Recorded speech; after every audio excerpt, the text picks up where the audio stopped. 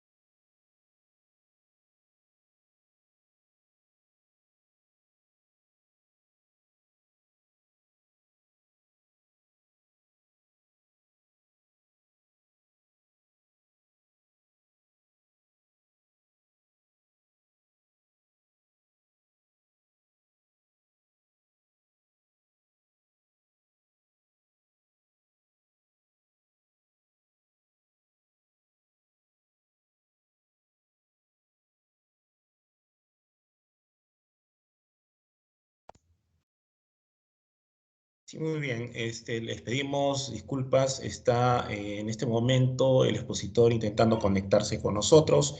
Vamos a darnos unos minutos. Les pedimos, por favor, paciencia para poder tener al expositor, al señor Cristian Chávez, para que pueda tocar el tema de esta sesión. Sí, Cristian Valdés, buenas tardes. Pedía la Hola, mano, la mano. Hola, ¿cómo estamos? bien, bien, disculpen la demora, estaba teniendo una discusión intensa en la oficina. Correcto, Cristian. ¿Cómo estás? Muy buenas tardes. Un grato saludo a tu persona. Vamos a saludarte formalmente en esta segunda edición de estas charlas que se está desarrollando gracias a Indecopi y a la Dirección de Investigación e Innovación y Responsabilidad Social de nuestra universidad, la Universidad Privada del Norte. Esta charla sobre utilidad e importancia del manejo de información tecnológica de patentes a cargo de Cristian Valdés, con el que hemos tenido ya un grato acercamiento la semana pasada. Permítame presentarlo. Él es profesional en Ingeniería Industrial por la Universidad Nacional Mayor de San Marcos y ha cursado la maestría de Propiedad Intelectual e Innovación en la Universidad de San Andrés de Argentina. Además, ha seguido capacitaciones a cargo de la OMPI, ¿no? Y el Instituto Mexicano de la Propiedad Industrial, así como a la Administración Nacional de Propiedad Intelectual en China, todo relacionado siempre con el sistema de patentes, búsqueda de patentes y la gestión de propiedad intelectual. Actualmente desempeña como especialista en patentes en la Dirección de Invenciones y Nuevas Tecnologías de Indecopi, desde donde tiene a su cargo la articulación del sistema de patentes con el SINACIT, con CITEC, PMESUT, del Minedu y la participación de inventoras peruanas en la Feria de Kiwi y entre otras actividades. Bien, le damos la bienvenida a Cristian, te cedemos la palabra. Mi nombre es Abel Marcial Oduna Rodríguez de la dirección, representando en este momento a la universidad. Te agradecemos tu presencia. Muy agradecido, te cedo la palabra. Muy bien, muchas gracias por estar aquí en esta oportunidad. Voy a iniciar la presentación de mi pantalla donde tengo ya disponible la presentación en formato especial de Prezi.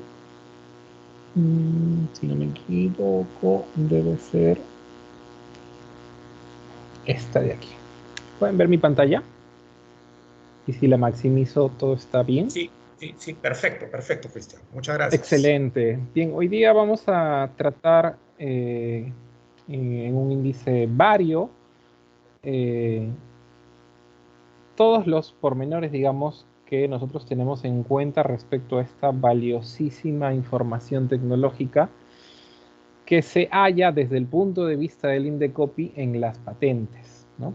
Como mención, y yo creo que si han estado en otras conferencias del Indecopi o de patentes, nosotros solemos decir, porque está divulgado en un artículo de la Organización Mundial de la Propiedad Intelectual de allá por el 2003, si no me equivoco, que el 70% de la información que tienen las patentes, imagínense una patente como un documento de 20, 30, 50, 100 páginas, toda esa información, todas esas páginas de tecnología de empresas, personas, transnacionales farmacéuticas y todo tipo de empresa dedicada a la creación de nuevos productos y procedimientos, toda esa información de todo lo que se publica en patentes, el 70% no se encuentra en otro sitio.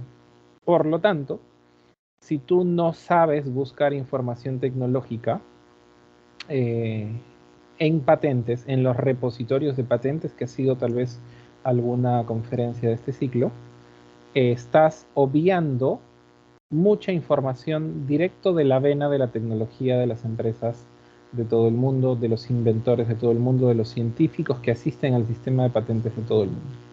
Con esta mención, digamos, como llamado de atención, nosotros comenzamos esta exposición donde voy a hablarles de las patentes como fuente de información tecnológica. No solo es para leer tecnología, sino tiene otros datos interesantes. Las bases de datos de patentes más utilizadas, algunas de ellas podrían ya estar conociéndolas a día de hoy, pero son muchas. Los beneficios de la información de patentes para la I+D+I, para la investigación, el desarrollo y la innovación. La clasificación internacional de patentes como un insumo para poder encontrarlas. Las consideraciones para realizar una búsqueda en las bases de datos de patentes, algo que yo creo que a estas alturas ya conocen, pero es parte de cómo utilizar estas fuentes de información tecnológica, y algunas pautas a tener en cuenta antes de una investigación que tiene que ver con la información tecnológica, y luego de realizar una investigación, es decir, luego de obtener resultados, para ponerlo en sincero.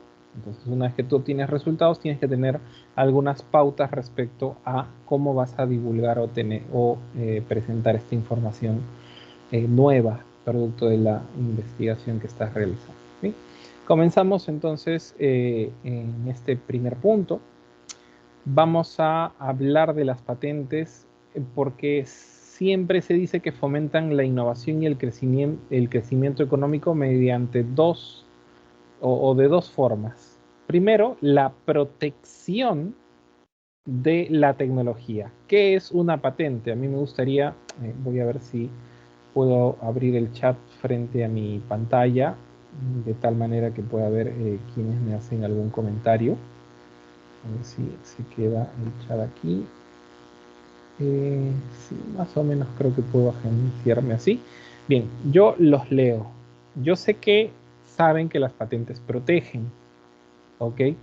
Pero ¿de qué otra manera o qué otras forma o de qué otra forma fomenta la innovación y el crecimiento económico en las patentes?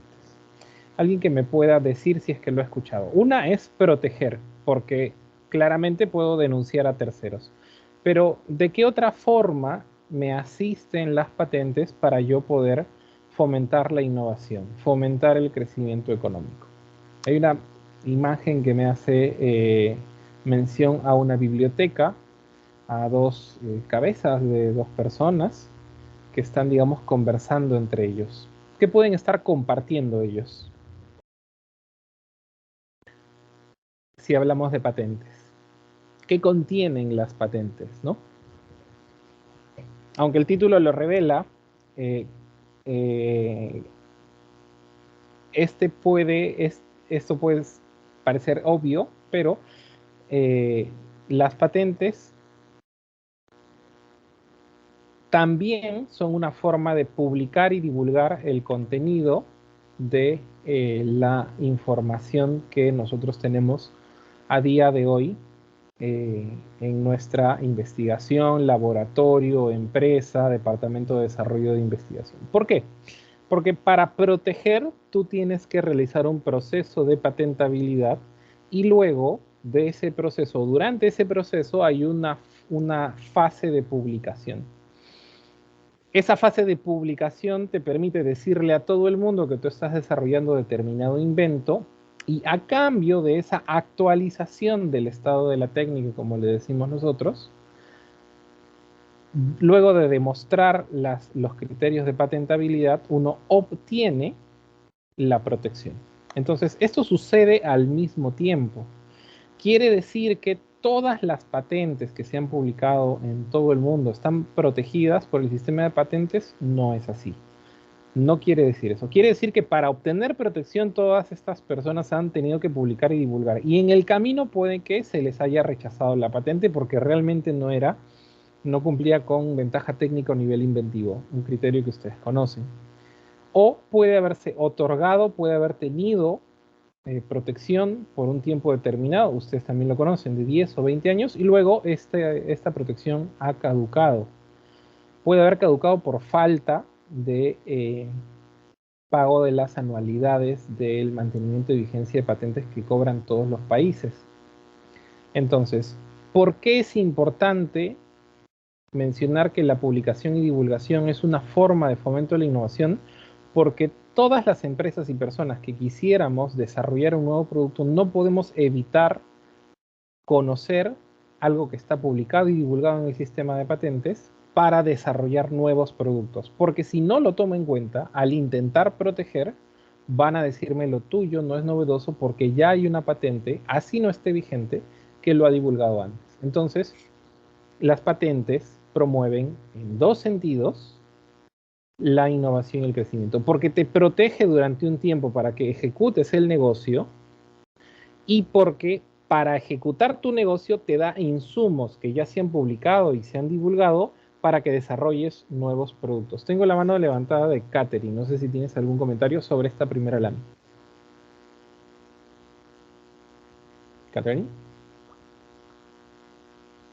Ok, sigo entonces.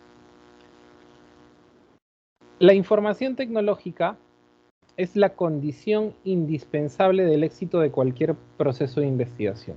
Planificación industrial, desarrollo, fabricación, comercialización y gestión de cualquier producto del ingenio humano. Y existe una fuerte correlación entre el desarrollo tecnológico de los países y la capacidad de acceder a esta información y utilizarla libremente.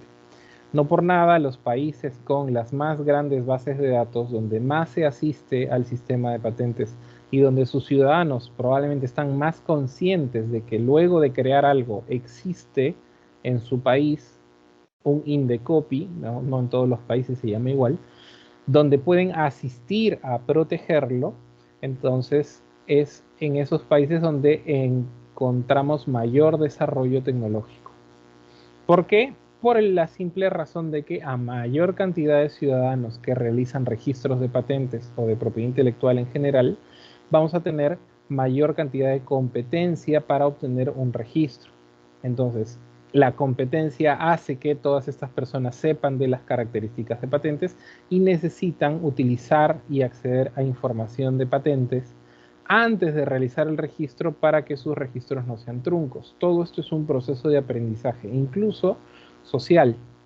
Por eso el día de hoy ustedes me tienen aquí de la manera más libre para poder responder sus consultas, y las exposiciones anteriores tienen ese objetivo, que ustedes conozcan que pueden acceder a toda esta información de manera gratuita y libre, y lo único que hay que hacer es entrenar, ¿no? Practicar, y que cada vez que tenemos, lo vamos a ver al final, un proceso de investigación o desarrollo de nuevos productos, accedan a información tecnológica para que el resultado sea potencialmente patentable.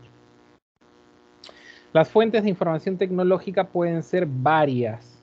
No solamente existe la información tecnológica en patentes, que es la que está indexada de alguna manera. Lo vamos a ver cuando revisemos la CIP. Pero los contactos directos con mentores, profesores, colegas, círculos de investigación en los laboratorios, con quien compartamos espacios académicos o desarrollo de productos y servicios, son fuente de información y de divulgación también. Ojo con eso, con la divulgación. Las exposiciones y congresos te brindan información novedosa, nuevos avances en determinados campos de la ciencia y la tecnología que no se van a ver en otros lugares, y muchos de ellos son solamente divulgaciones orales, es decir, el que estuvo y vio, prestó atención y escuchó, está al tanto de el desarrollo científico de su país. Pero sí hay un micro encendido, me parece. Ahí está, gracias. Pero también existen libros, resúmenes de congresos y conferencias donde se divulga información.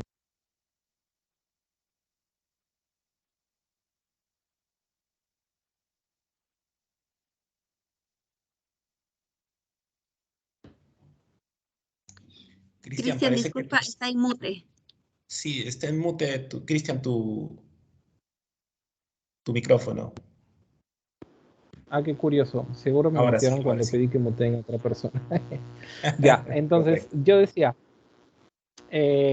las exposiciones y congresos también tienen libros, resúmenes desarrollados especialmente para la ocasión. O sea, los expositores van, envían el resumen de su exposición a título de brief, ¿no? O de desarrollo, y hacen o realizan la exposición, y este libro de exposiciones también es un documento consultable o eventualmente termina en repositorios o bibliotecas. Me ha pasado para exposiciones en congresos donde invitan a Indecopy y me piden por favor eh, un, un documento, ¿no?, de la exposición, como si fuera un paper, donde colocan mi nombre, qué información divulgo. Normalmente es a título de opinión o me piden desarrollar campos tecnológicos de patentes en el Perú, o me piden alguna solicitud en particular que para el Congreso, no sé, de agroindustrias, les es relevante conocer cuáles son las últimas 10 tecnologías patentadas en el Perú por o las 10 empresas que más protegen tecnología agroindustrial, por ejemplo, ¿no? Entonces, todo eso va a un libro resumen y es una forma de divulgar en exposiciones y congresos y queda guardada, porque se publica finalmente para todos los asistentes o en algún repositorio, físico o digital.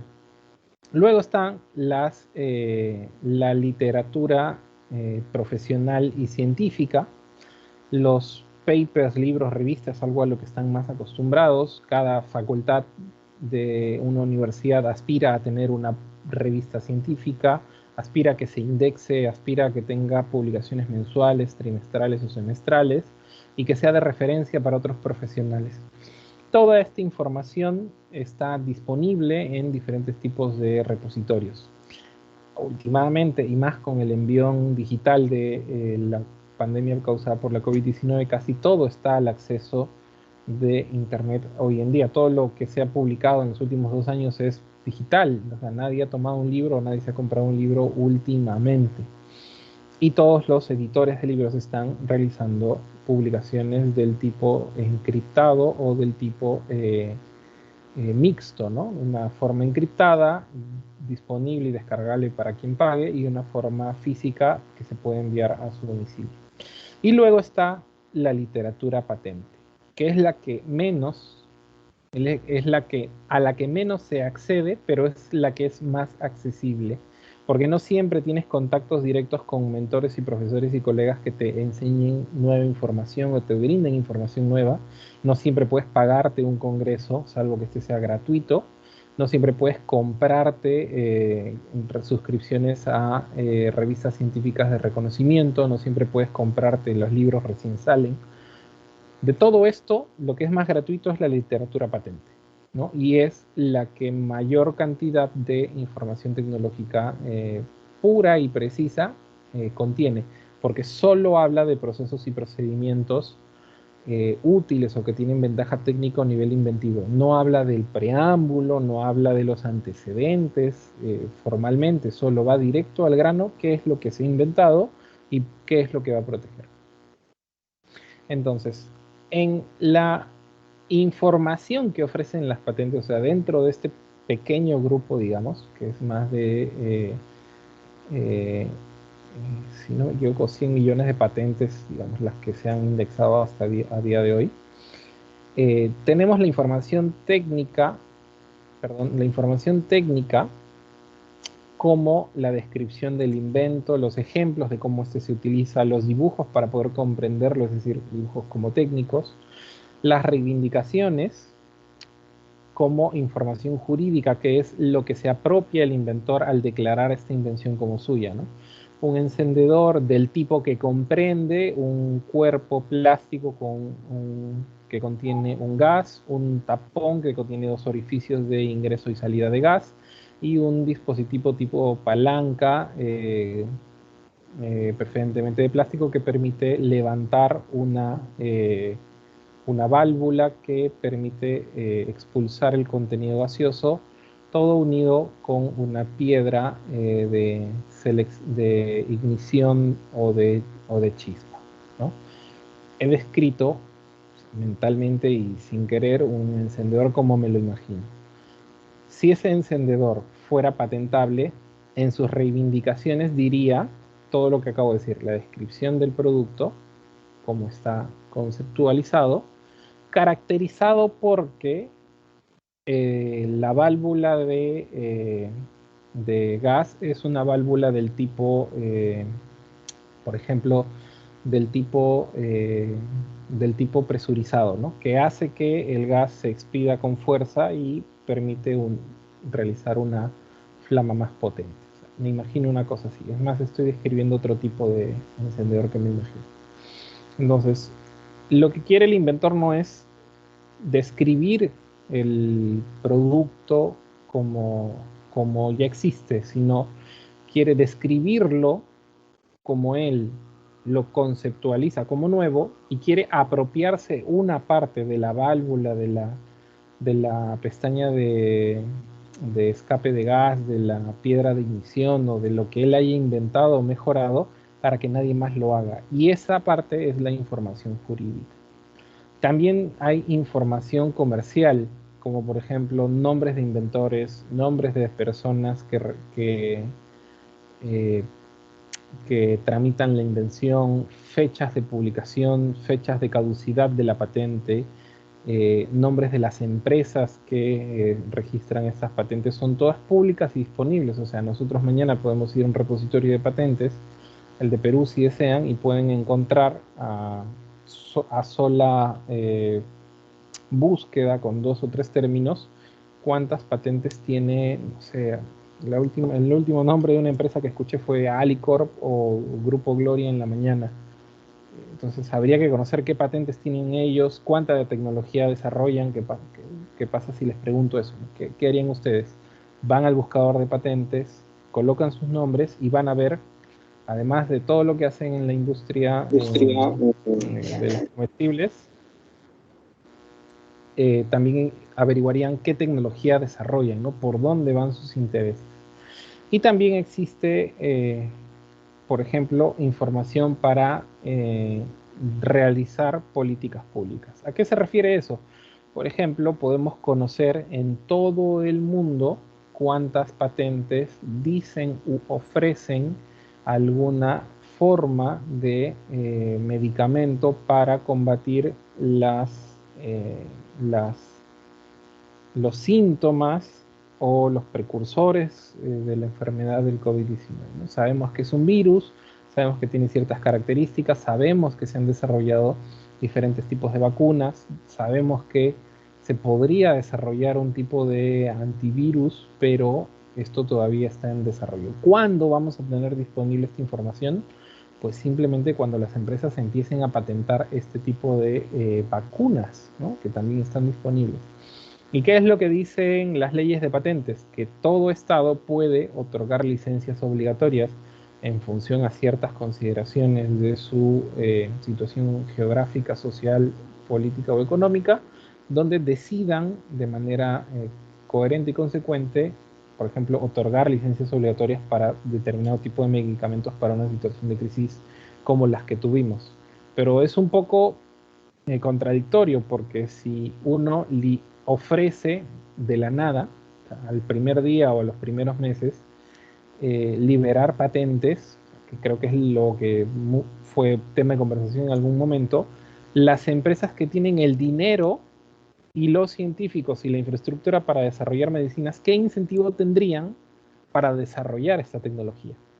Entonces, se debe tratar con cuidado cómo se utiliza la información en patentes, conociendo la tecnología que se registra, para desarrollar políticas públicas. La política pública más importante es la de averiguar cuáles son los medicamentos más importantes, recién publicados, que demuestren ser bioequivalentes, que demuestren tener efecto técnico en determinadas enfermedades, hoy día a través del sistema de patentes, para no estar consumiendo medicamentos antiguos, cuando ya hay nuevos medicamentos que pueden combatir determinado tipo de cáncer, determinado tipo de enfermedades congénitas, determinado tipo de virus y bacterias que van apareciendo en nuestro medio ambiente. O sea, no solamente se trata de una política pública de liberar patentes para ver si todos pueden comprar o bajar precios.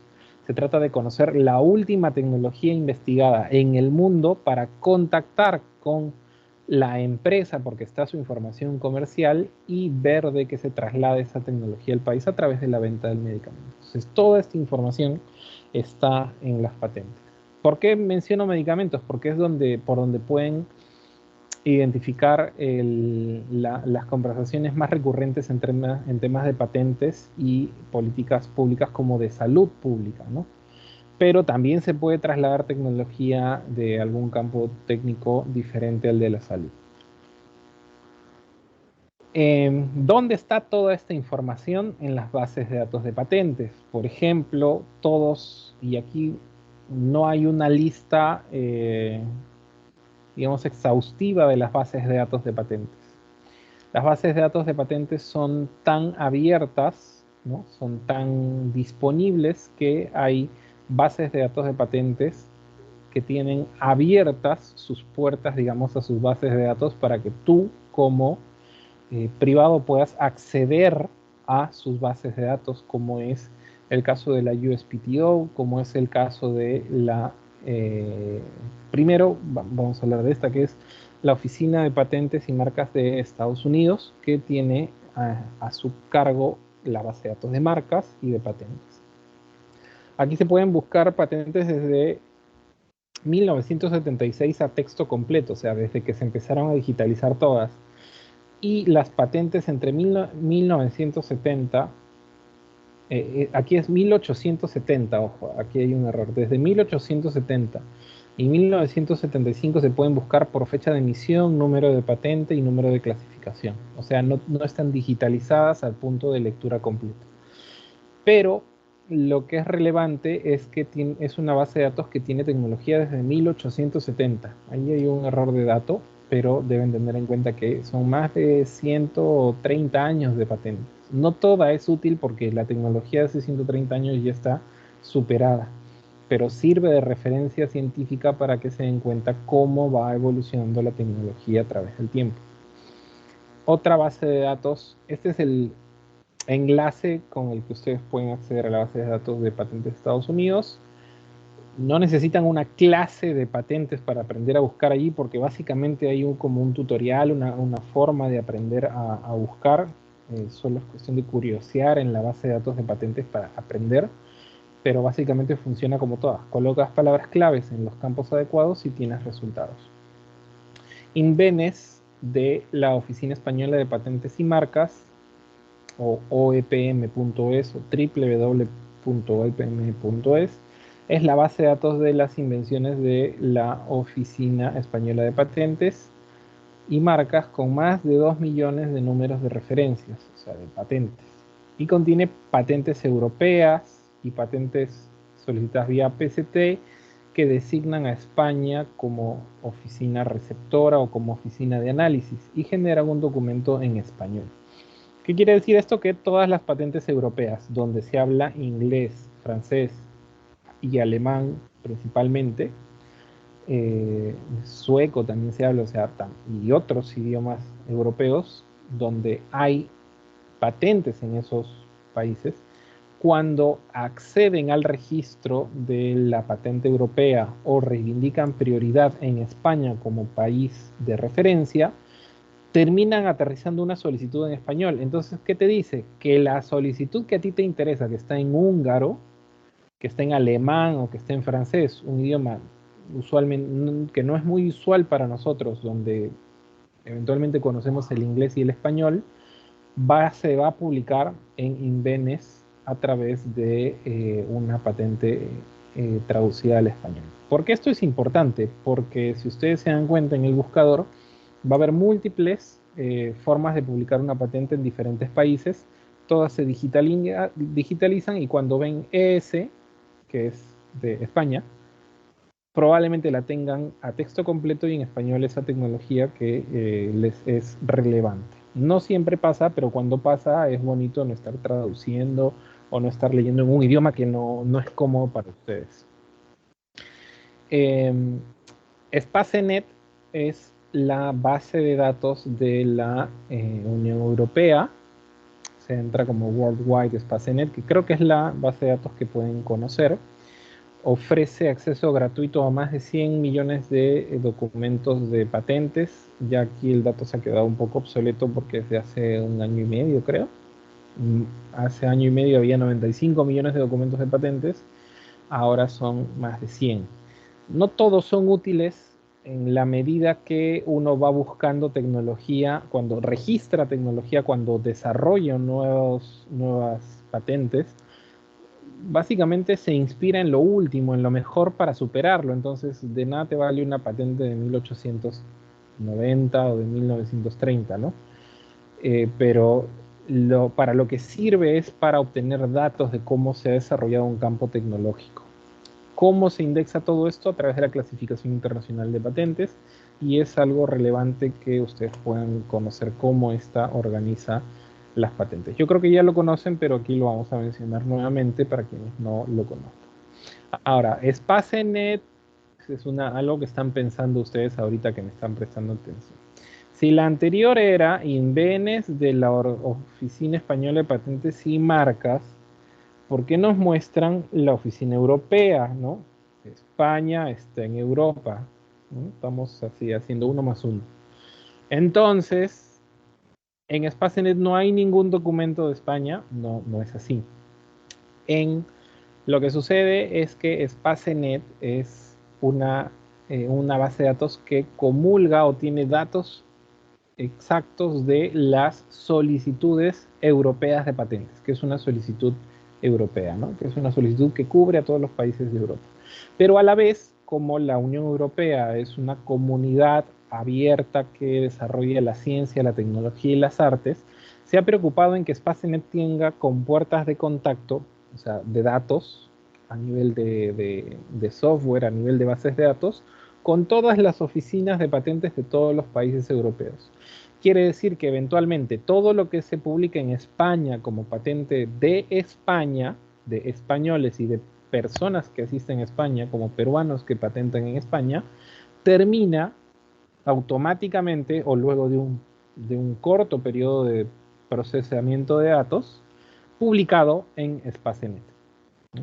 ¿Cuál es el ruido? Es que SpaceNet se conecta con la oficina americana, con la oficina coreana, con la oficina japonesa, con la oficina china, con la oficina eh, rusa. Entonces, obtiene datos de todo el mundo, y cuando tú haces una búsqueda en SpaceNet, si bien es cierto, abarca casi todas las bases de datos de patentes de todo el mundo, las más importantes. ¿Qué ruido te causa? Encuentras a muchos documentos en chino, ¿no? Entonces, para comenzar a buscar, suele ser un poco ruidoso obtener tanta información cuando podrías buscar solo en español al principio para comprender el campo técnico, para entender cómo van las patentes publicadas en español de determinado campo técnico. Puede ser que allí encuentres antecedentes útiles y luego repites esa misma búsqueda en la base de datos SpaceNet. Y si no estás satisfecho con esta búsqueda bastante europea, vuelves a la base de datos de la USPTO, donde el formato de búsqueda cambia, pero las palabras clave en los campos de búsqueda se mantienen, y tú estarías buscando en América, en un país en español para entender cómo va la tecnología en tu idioma, y luego en SpaceNet en toda Europa, que está digamos, es una base de datos recopilatoria de muchas otras, que a la vez tiene resúmenes en inglés de patentes chinas, o busca tener un resumen en inglés de patentes chinas, coreanas y japonesas. El idioma chino, coreano, japonés o idiomas asiáticos no son legibles para nosotros, salvo que ustedes lo hayan estudiado, no digo que no, pero no es muy común encontrar entre los presentes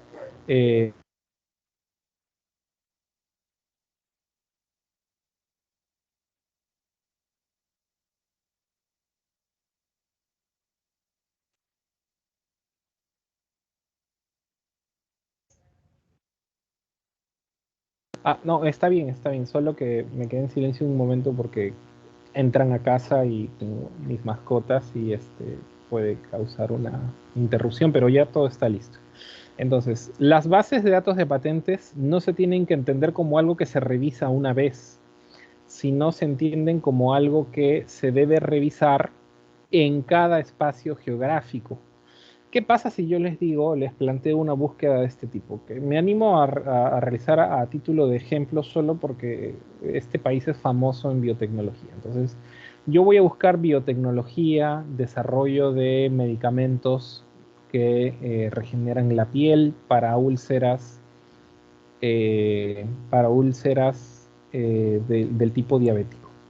Van a buscar en Spacenet, van a buscar en Invenes, van a buscar en la USPTO, pero hay un país que tiene una base de datos de patentes de muy difícil acceso, que no tiene interconexión con, incluso ni siquiera tiene interconexión con buen internet. Puede ser, por ejemplo, la base de datos de un país llamado Cuba, ¿no? Que es mentado por la calidad de sus doctores y quien estudia medicina allí tiene alto nivel, no lo sé. Y no está esa tecnología aquí divulgada. Entonces, debo tener en cuenta que buscar en Estados Unidos no es todo, buscar en español en Invenes no es todo, buscar en Spacenet sí me da mayor cobertura, pero tengo que tener claro que va a haber mucho ruido en cantidad de datos y debo saber buscar y empezar a limpiar la paja del trigo sobre la tecnología que estoy buscando en especial. Patent Scope se presenta luego como una base de datos donde se encuentran 59 millones de documentos o más, entre los cuales se cuentan 31 millones de solicitudes internacionales de patentes PCT. ¿Qué es esto? ¿Qué es el PCT? Bueno, es una forma de solicitar y publicar una patente de manera estandarizada para que todo el mundo se entere que yo estoy publicando, y si nadie tiene una objeción formal a este registro, me deja el camino libre para ingresar a cada país de mi elección, y estos países, como Perú, por ejemplo, que es parte del PCT, no deben hacerle observaciones de forma alguna, porque ya se hicieron al principio, y no deben no deben realizar el proceso de confidencialidad de 18 meses. Debe publicar automáticamente la solicitud, acortando el tiempo de trámite en el país, ¿no? Ni bien llega la solicitud, llega con examen de forma, examen de los documentos realizado, y llega listo para ser publicado. Entonces eso acorta el tiempo de trámite en un país. ¿Y qué es para qué más sirve? El PCT también es un repositorio de exámenes técnicos de la misma patente realizado en otros países. Entonces el examinador que realiza un examen de fondo de una solicitud PCT tiene acceso a la opinión técnica de los examinadores de patentes de Estados Unidos, de Corea, de África, de otros países de Latinoamérica, para formar también su propia opinión técnica y tomarla esta de insumo. Que resulta que en el fondo el examinador puede tomar el camino de volver a hacer una búsqueda si no le satisface todas las que ya encuentra en el repositorio de exámenes, y si no le satisface, realizar nuevamente un examen para esta solicitud. Pero ¿qué es lo que sucede? Una vez que empiezan a otorgarse la patente en otros países, esto sirve de insumo para que también se otorgue aquí, con los mismos o mejores argumentos o mejor examen. Luego está el LATIPAT, que es el Spacenet latino, ¿no? España sirve de puerta de entrada a las oficinas latinoamericanas. Hablábamos hace un momento de una oficina latinoamericana que no tenía mayor acceso a Internet, o uno muy limitado, que es Cuba, está aquí. Entonces, compila todos, incluso Perú, compila su base de datos cada mes, cada 3 meses, cada cierto espacio periódico de tiempo, la traslada en un formato legible para Spacenet, y esta base de datos lo que hace es mostrar documentos peruanos, brasileros, chilenos, cubanos, panameños, salvadoreños, nicaragüenses en la base de datos europea en un espacio particular que se llama LATIPAT, que es la colección de documentos de habla hispana o latina de Spacenet. ¿Por qué esto es útil? Porque si ustedes ya revisaron Spacenet como base de datos, es un poco fácil de utilizar, ¿no? Tiene sus campos estructurados, digamos que creo que es mi impresión, es la base de datos más legible, donde se puede entrenar el criterio de búsquedas. Entonces, si ya tiene una versión europea mundial, digamos, solo habría que cambiar la colección o ingresar el enlace que tienen enfrente para ingresar a todos estos documentos. ¿Cuál es la pega, como dirían los españoles, ¿no? Hablando de español de España? ¿Cuál es la pega con esto? Que en los países latinoamericanos, pero está aquí con una banderita medio rojo sangre, en los países latinoamericanos, no todas las bases de datos están a texto completo, o sea, todas están escaneaditas, se puede copiar y pegar el documento. A veces solo es el título, el resumen, eventualmente el pliego de reivindicaciones, pero ni siquiera es el otorgado. Pero ya al menos con ese espectro de búsqueda amplio en todos los países latinos, tú ya puedes irte a la página web del INAPI de Chile, del INDECOPI de Perú, del INPI de Brasil, del INPI de Argentina, del INPI de México, y con los números de publicación, con los números de solicitud, puedes buscar en esa base de datos para saber si allí se encuentra el documento a texto completo, que es lo que estás buscando. Así que también es otra base de datos útil. ¿Bien? Y como siempre, nuestro querido portal SAE, ¿no? Es el portal de seguimiento y archivo de expedientes, si no me equivoco. Es más, una vez fui a la oficina de TI, o sea, este portal SAE es tan antiguo, tan año 2000, digamos, en su concepción, que su base de datos, el portal SAE de seguimiento de expedientes, tiene una forma bastante antigua. Si ustedes lo visitan ahora, servicio.indecopy.go.p, diagonal portal SAE, se van a dar cuenta que está programado, digamos, en un formato un poco antiguo, ¿no? Pero ¿qué te permite? Pues buscar patentes en Indecopy. Todo lo que podías buscar en todos los demás buscadores se encuentra aquí, o sea, en la versión peruana, ¿no? Puedes buscar en el título, resumen, inventores, solicitantes, en todas las fechas, en las prioridades, en los nombres de las personas que han solicitado por nombre de representante, y puedes conocer su estado, su resumen, su figura más importante, pero no tiene documentos a texto completo como sí lo tienen otras oficinas de patentes.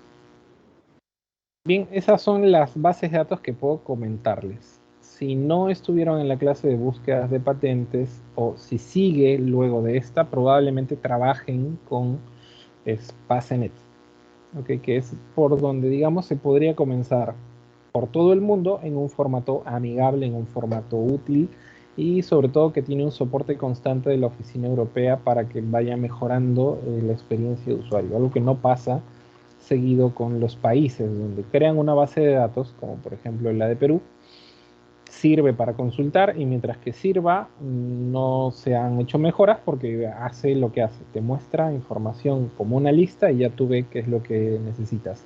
Si necesitas sacar copia de un expediente, pues el día de hoy mandas un correo electrónico y a los 7 días te dan una copia digital del expediente gratis.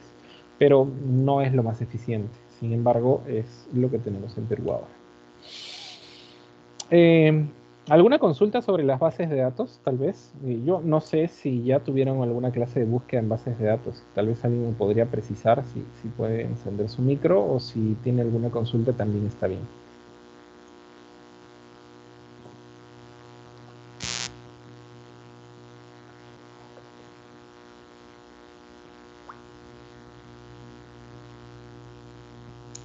Pareciera, Cristian, que en este momento no tenemos ninguna consulta. En todo caso, estaremos atentos a la misma que se realicen por el chat de cómo se llama, de nuestra Teams.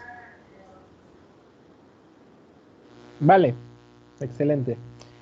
Yo voy a tratar de también estar atento al chat. Aquí está. Por ahora no veo ninguna mención, ningún comentario. Yo igual se los comento, ¿no? ¿Por qué es importante toda esta información que está en esos repositorios, ¿no? Que puede sonar un poco vago si es que no revisamos alguno. Bueno, la primera importancia, digamos, es que hay que evitar la duplicación de esfuerzos en investigación.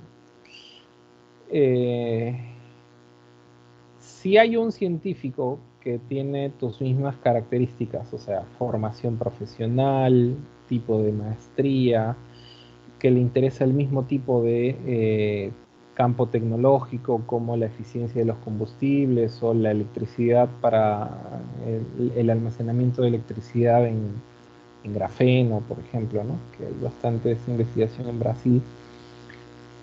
¿Qué te parecería si tú desarrollas una tecnología o los principios de una tecnología que podría patentarse, que asistes a Indecopi para presentar una patente y te ayudan, o sea, no pagas nada, es más, te ayudan con el programa Patenta o recibes asistencia técnica de la universidad en este caso y terminas patentando, o sea, asistiendo a las patentes, presentando la solicitud, pasa el tiempo de forma, la publicación se hace a los 18 meses, es más, no, se adelanta la publicación y se hace a los 4 meses, ¿no? Ya van 4 meses de trámite, se hace el pago por examen de patentabilidad y el examinador, con todo y lo que se están demorando a día de hoy, programa el examen de patentabilidad luego de 12 meses, o sea, vamos como 14 meses de trámite, te da una respuesta a los 14 meses, 12 más, a los 16 meses, perdón, estás contando los meses conmigo, ¿no?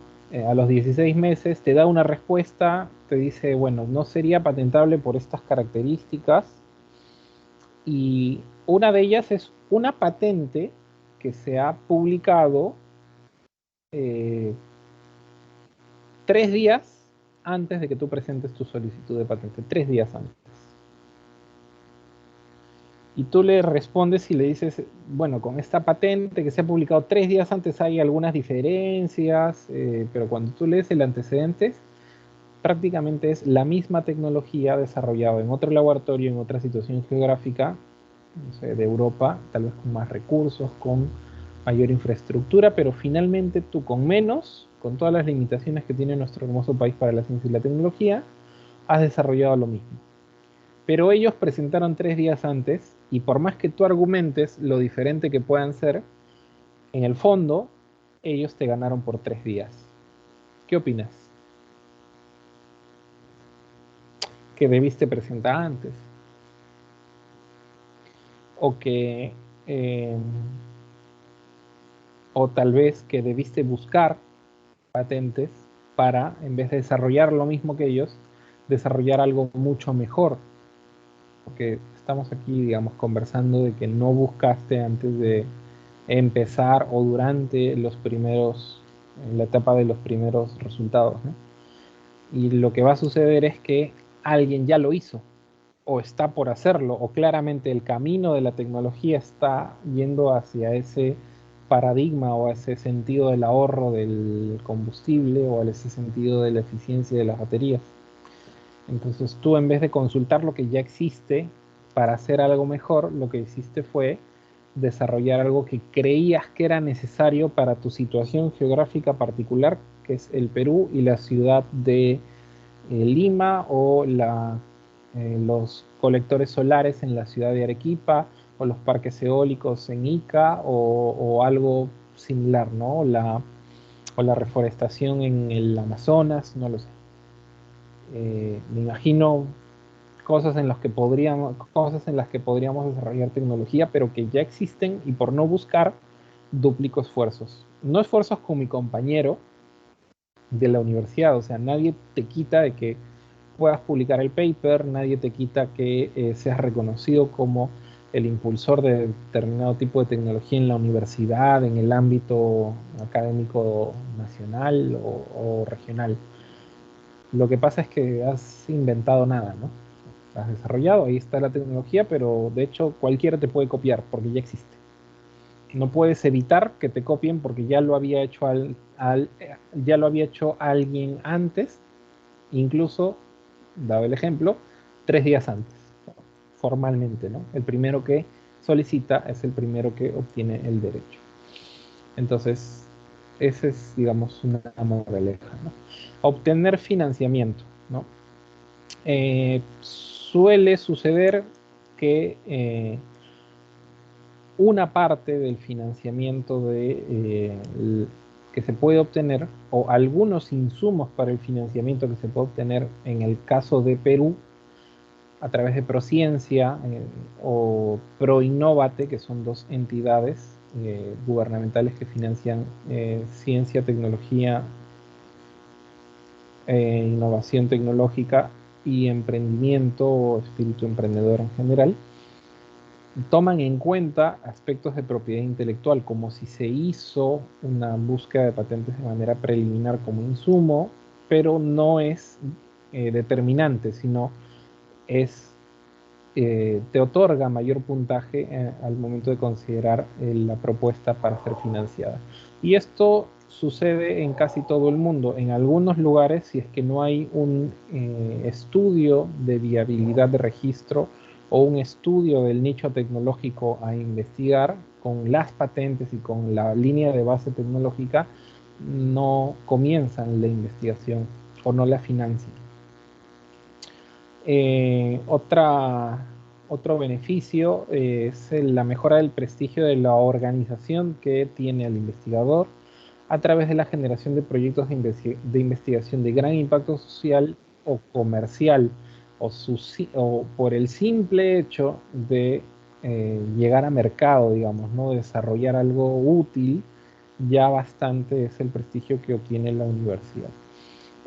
Últimamente, por ejemplo, algo que nos ha pasado en Indecopy es que estamos tirando mano de lo que siempre hemos tenido, datos, y estamos publicando en nombres, ¿no? Del 1 al 10 o de lo que fuera, inventores peruanos con mayor cantidad de solicitudes de patentes de invención, de patentes de modelo de utilidad, otorgadas en trámite, en la historia, solo en el año en curso o el año en cierre, fue 2021, por ejemplo, este año publicamos hasta 2021, y esto genera un espíritu de competencia sano entre las universidades y entre los inventores, porque se dan cuenta que es una forma de ser reconocidos más allá del impacto social o comercial. Pero desde el punto de vista práctico, las patentes están orientadas a la comercialización básicamente.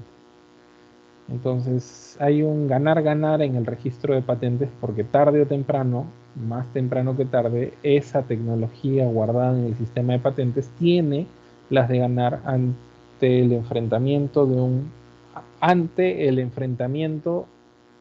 del proceso de transferencia de tecnología o de comercialización, o sea, comercialización directa, que es que el investigador diga, voy a utilizar mi tecnología, vamos a generar un spin-off para la universidad, queremos que nos ayuden a desarrollarlo, que eso sería comercializarla directamente, o la transferencia, que es buscar una empresa que se interese en la tecnología y obtenga una licencia a determinado precio de regalías o precio comercial total, para que no sea una licencia sino una transferencia, y trasladar esta tecnología al mercado junto con el know-how del investigador para poder aplicar esta tecnología. En todo caso, las organizaciones que realicen esto de manera directa o indirecta, o transferencia de manera directa, ganan prestigio o son mejor reconocidas en general en este ámbito de la I+D+. Otra ventaja es que se puede extraer, analizar y examinar las tendencias principales de los sectores de la tecnología, es decir, hacer prospectiva, ni qué decirlo, con la utilización de la clasificación internacional de patentes, que es lo que vamos a ver ahora para entender esto último. O sea, ¿cómo puedo hacer esto? Si es que son patentes, ¿no? Tendría que leer cada patente, de qué se trata, qué es lo que realiza o cuál es su función. No. Lo que hay que hacer es agruparlas, y esto se determinó en 1970 más o menos. 1971, acá está el dato, ¿no? Que es el arreglo de Estrasburgo, o básicamente la creación de la clasificación internacional de patentes, que prevé un sistema jerárquico de símbolos para clasificar patentes y modelos de utilidad con arreglo a los distintos sectores de la tecnología, en total 8 si no me equivoco. Es indispensable conocerla para recuperar, es decir, para leer los documentos, para poder agruparlos y sacar solo lo que a mí me interesa, y es objeto de revisión continua y cada año se realiza una nueva versión. Si ustedes han realizado búsquedas, las patentes están clasificadas con un símbolo que seguramente lo van a ver por aquí, o más adelante lo van a ver, y al costadito de cada símbolo hay un, un numerito que dice 2016.01, 2017.01. Es más, aquí en la presentación, en todo este texto que está aquí, que es como lo que acabo de decir, está la versión actual 2017.1. Bueno, no, sería 2021.1 si no me equivoco. Es más, 2022.01 debería ser, porque cada enero publican una nueva versión de la CIP. Quiere decir que lo que clasifiqué, como lo hacen en Perú con la versión 2006.01, ¿es obsoleto? No, porque las nuevas versiones de la clasificación contemplan a todas las anteriores y lo que hacen es realizar mejoras o acomodaciones, que finalmente cuando uno hace una búsqueda te dice qué clasificación es la anterior que se utilizaba para esta tecnología y la nueva. Y tú lo que haces es buscar en ambas clasificaciones. Como verán, a ver, hay 2, 4, 6, 8, 8 clasificaciones internacionales o grupos de la clasificación A, B, C, D, F, G, H. Así que cada vez que realicemos una clasificación va a comenzar con una de estas letras y va para adelante. Ahí tienen eh, las, ¿cómo cómo se dice? Símbolos, ¿no?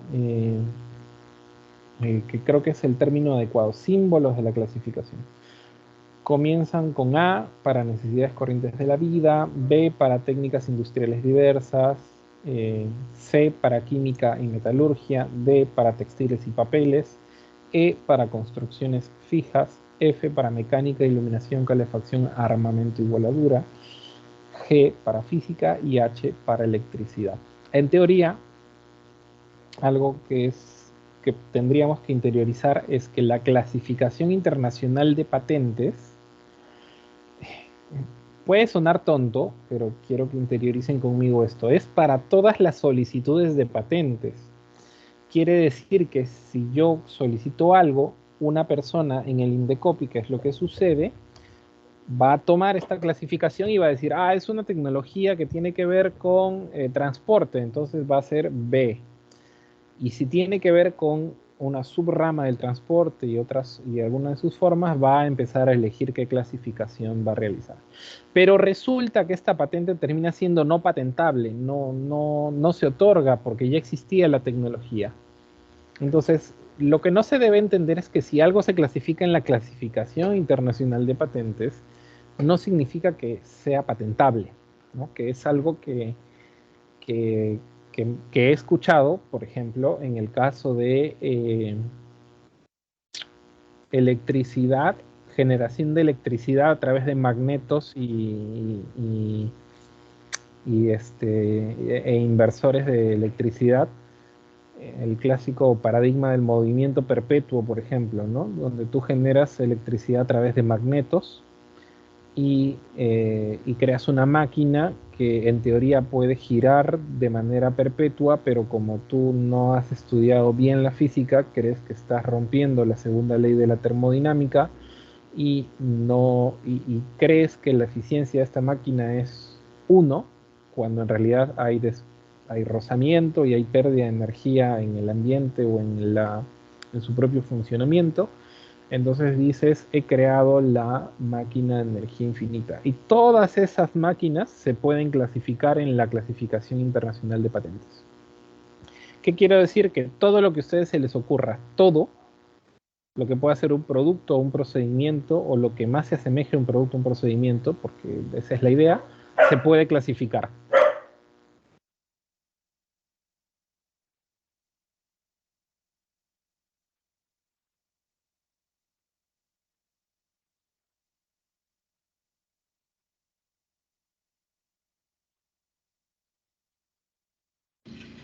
Estimados, buenas tardes. Por favor, no olviden registrar su asistencia en el chat. Estoy enviando el link. Sí, por favor, no se olviden de registrar su asistencia. Gracias por aprovechar ese silencio incómodo. Ya saben que esto del teletrabajo a veces tiene interrupciones. Entonces, yo sigo. ¿Ok?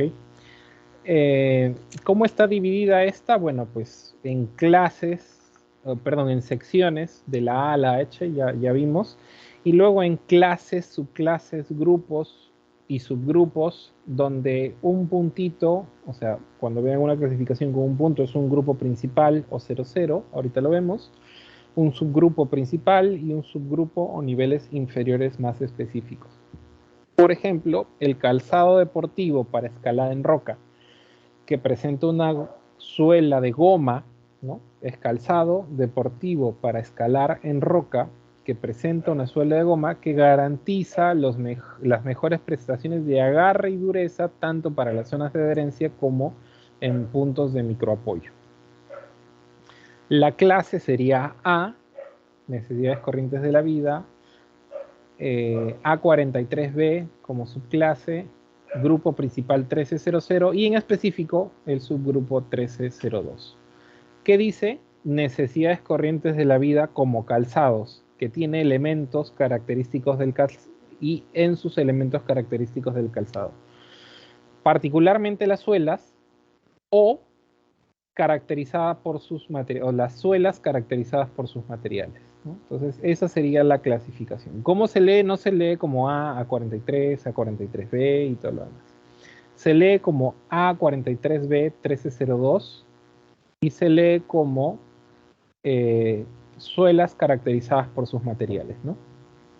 Esa sería, digamos, la clasificación. Y si yo quiero buscar todas las suelas caracterizadas por sus materiales habidas en las patentes en todo el mundo, me iría con mi clasificación bajo el brazo a mi buscador de patentes y buscaría con esa clasificación que hay en Perú, que hay en Estados Unidos, que hay en España, que hay en la Unión Europea.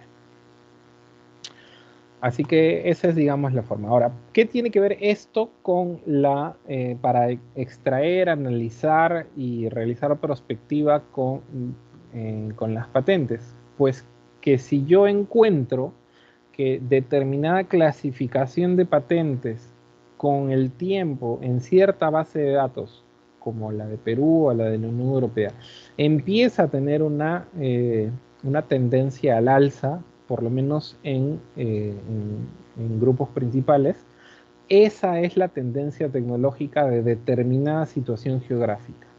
¿Cuál es la tendencia tecnológica que tuvo un boom en enero de 2020? Que nos llegó a nosotros el 16 o 15 de marzo de 2020. ¿Qué nos pasó? Es un domingo y el lunes ya no fuimos a trabajar, creo. El COVID. El COVID. Y todos empezaron a presentar solicitudes, o sea, y se lo digo porque, bueno, yo trabajo en Indecopy, ¿no? Todos empezaron a presentar solicitudes de patentes que tenían que ver con mascarillas, con diferentes tipos de agarre, totales, parciales. O sea, todos empezó a inventar y en algunos casos reinventar, es decir, mejorar determinada tecnología de cobertura facial, de protección manual, de protección absoluta de todo el cuerpo, porque no conocíamos cuál era el mecanismo de transmisión del virus en específico. Había papers, había estudios que 1,5 metros, que 2 metros, que 30 centímetros, que el tiempo de vida del virus era 30 minutos, 7 minutos, que en barandas de aluminio, que en barandas de metal, que el hipoclorito no sirve, que el hipoclorito sí sirve. Entonces, todo eso, en ese momento, hubo una clasificación internacional de patentes. En Perú en específico, que era el de las mascarillas o protectores faciales, que fue un boom. O sea, hubo como 50 solicitudes en 2 meses. ¿Qué es lo que hizo el peruano? En su encierro dijo, voy a solucionar este problema, voy a crear una mascarilla de ciertas características, se puso al AutoCAD, al diseño y presentó solicitudes de patentes sin tener un prototipo. Lo que tenía era una conceptualización digital y aplicaba el principio técnico de los materiales para solicitar patentes, sin haberlo practicado. Y también se puede. Porque si se puede demostrar que tiene alguna función técnica, por lo menos de manera digital, se puede escribir y si se puede escribir, se puede solicitar. Entonces, si nosotros hubiéramos sabido del COVID y hubiéramos analizado cómo iba China, en el primer mes, solo en el primer mes de la infección, entre el 19 de diciembre y el 15 de enero, y hubiéramos visto cómo reaccionó su población, sus emprendedores y sus empresas solicitando patentes, en la misma clasificación, si alguien lo hubiera visto, hubiera pronosticado que esa clasificación también se hubiera explotado en otra parte del mundo y se hubiera adelantado. O sea, es como una forma de reflexionar al respecto. Y esto se puede hacer en todos los campos de la ciencia y la tecnología. Y como hay una clasificación para casi todo, para el grafeno, para las baterías, para todo lo que fuera, tú puedes hacer un trabajo de esto, ¿no? ¿Cuántas patentes hay? Y se proyecta que puedan subir. ¿Y cómo se hace esto? Bueno, pones la clasificación, ves cuántas patentes hay, las clasificas, las descargas y las clasificas por fecha de presentación. Hay un buscador de la Unión Europea que te permite buscar por bases de datos, o sea, utilizando lenguaje de SQL por queries, y te extrae datos para realizar este tipo de proyecciones. Aquí ya no estamos hablando de búsquedas manuales, no estamos hablando de la famosa ciencia de datos, que no es nada más que aprender a buscar en bases de datos y explotar esta información presentando ya no datos, sino información relevante para tomar decisiones. Lo dejo ahí. Ya vamos al final. Ahí son las consideraciones para realizar la búsqueda en bases de datos de patentes. Lo primero que tengo que hacer es que hay que familiarizarnos con la terminología y los temas de dicho campo. Y esto lo menciono porque en Indecopi, por ejemplo, hay, no sé, 30 examinadores o 20 examinadores de patentes. ¿Ustedes creen que esos 20 examinadores son especialistas en todos los campos y ramas de la ciencia y la tecnología que analizan? No, pero probablemente si tienen una formación profesional de ingenierías o ciencias o farmacia y bioquímica que le permite comprender los campos tecnológicos, o sea, los estudian de manera preliminar, colectan palabras claves, asignan clasificaciones para realizar una búsqueda y utilizan operadores para combinar las palabras clave con las clasificaciones para obtener resultados. O sea, ese es el trabajo de un examinador. Leer los documentos de resultado es lo que hacen después. Los operadores booleanos o los operadores que sirven en todos o la mayoría de buscadores de patentes son el operador y, el operador o, el operador no, que es una disyunción fuerte, el operador XOR, el XOR, que es que busca la palabra tenis, la palabra bola, pero no ambas, o sea, es una forma de una conjunción, sería una disyunción fuerte. Y near, que es un buscador de proximidad. Hay buscadores que tienen la palabra near o proximity, es más, pueden agregar la cantidad de palabras, a veces 2, 3, 5, 7, dependiendo del formato del operador. Pero todas estas formas de operadores se pueden ejecutar en todos los buscadores del mundo. Indecopi tiene I, O, no, y si no me equivoco, esos tres, los tres primeros. Y es suficiente para buscar con un conjunto de palabras y con las clasificaciones en la base de datos, ¿no? También se tiene el truncador de palabras, por ejemplo, en el ejemplo que tenemos, elect, de electricidad, de eléctrico, de electrón, que podría incluir también palabras como elección o electoral, si es que no sabemos buscar. Entonces elegimos la raíz de la palabra y colocamos un asterisco para truncar la palabra y que me devuelva todo tipo de resultado con la raíz de la palabra. ¿Cuándo se utiliza esto? Cuando queremos ampliar nuestra búsqueda para que tenga incluidos los conceptos de determinada palabra y no la palabra en específico. Esto se hace cuando queremos empezar a sesgar determinada clasificación con un tipo de dispositivo o un tipo de forma de producto. Se pueden hacer anidación de términos con la combinación de los operadores, ¿no? Tenis y bola o raqueta, ¿no? Tenis y bola, entre paréntesis, o raqueta, o sea, busca una búsqueda que tenga ambas palabras o la palabra raqueta. Entonces, estas asociaciones se hacen respetando la lógica proposicional que hay que conocer, digamos, de base, que creo que es algo básico en general en todas las carreras de ciencias e ingeniería, conocer lógica proposicional para poder realizar estas búsquedas, ¿no?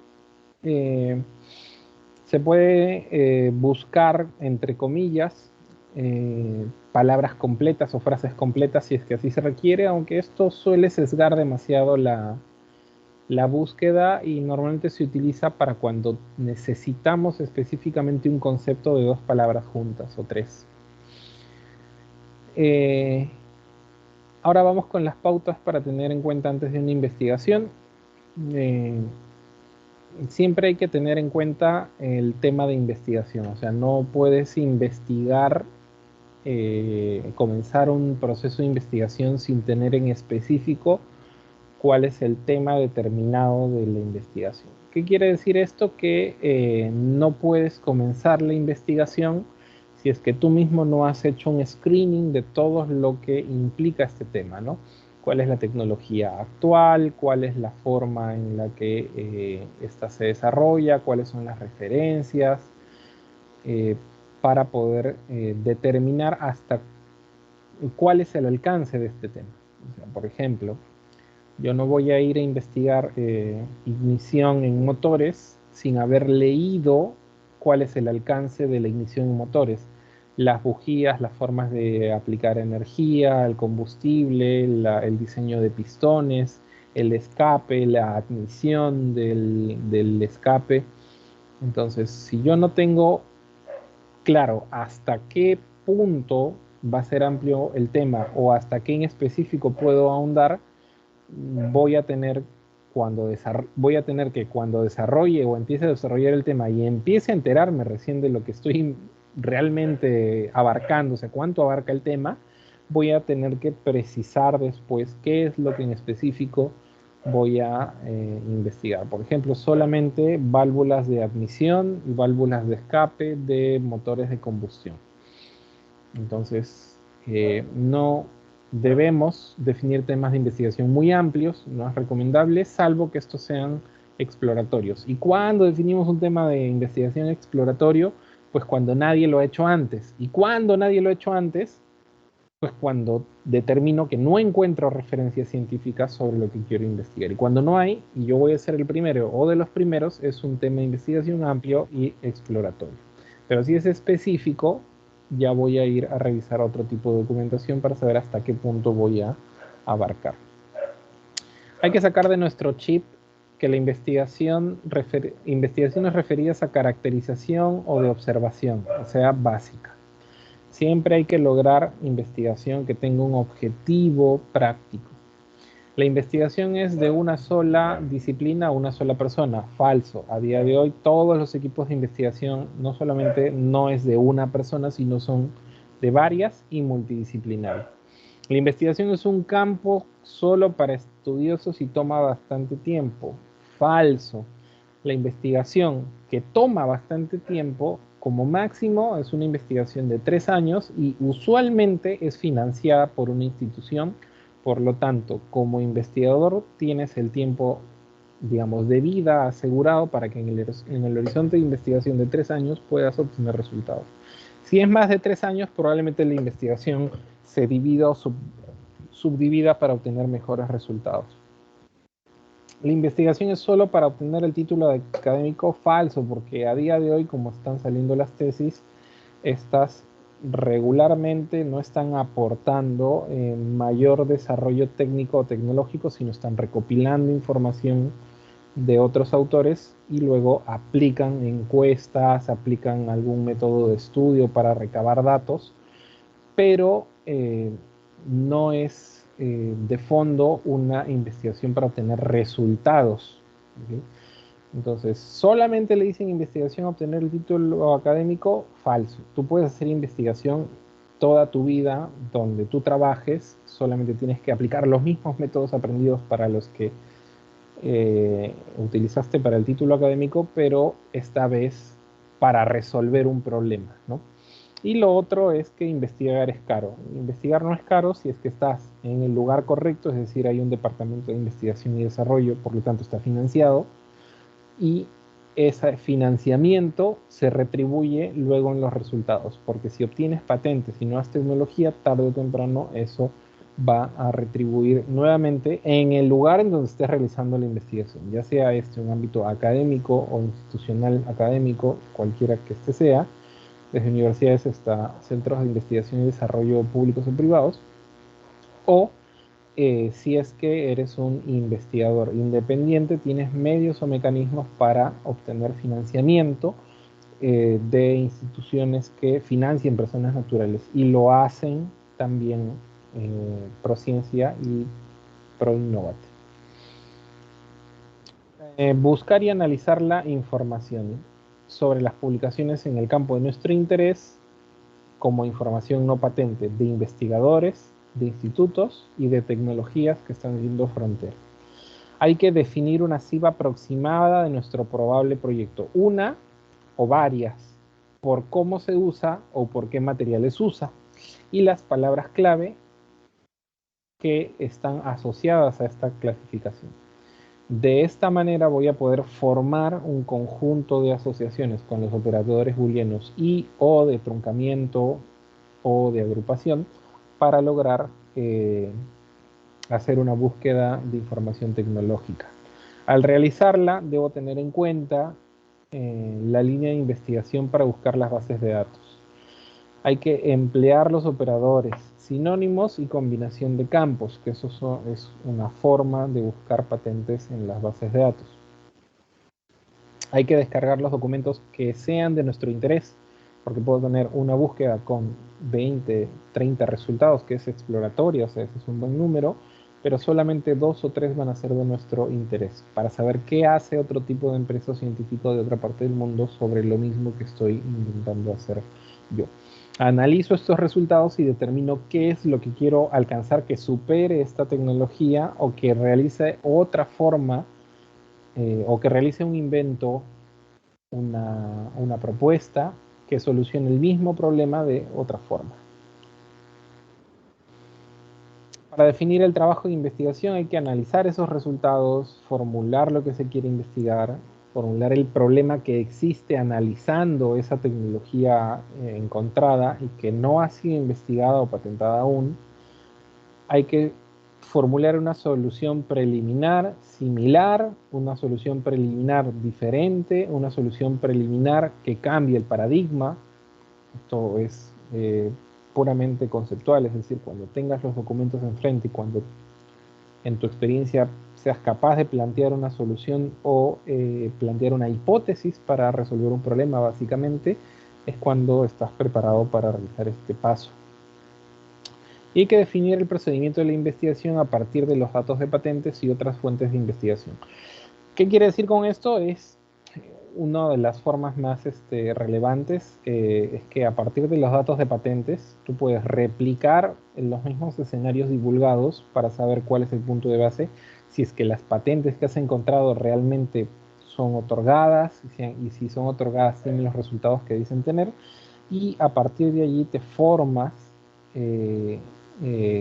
una línea de base de resultados tangibles y practicados por ti para lograr nuevos resultados. De cualquier campo técnico, en general, si no practicas no vas a obtener o no vas a saber si lo que has leído es certeramente reproducible, ¿no? No hay que perder de vista que tanto los papers como las patentes son papel en el fondo. Entonces alguien escribió que ha obtenido un resultado.